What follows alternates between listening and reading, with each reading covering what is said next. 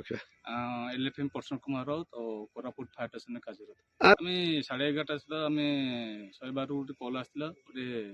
Koraput railway colony पाखे गोटे जंगल निआं लगी आम देखले मात्रे प्राय प्राय प्रायतः जंगल सब प्राय निआं जलिया अवस्था आम कोरापुट गोटे टीम आसी संगे संगे पानी साहाଯ୍य निआं को लिभेई केते समय लगी मिनिमम घंटे 2 घंटा मिनिमम 2 घंटा जल्ला 2 घंटा भितर आम गछ तो प्राय आम आयत ने आकलन करनु गछ जली नहीं गछ प्राय जड़नी पत्र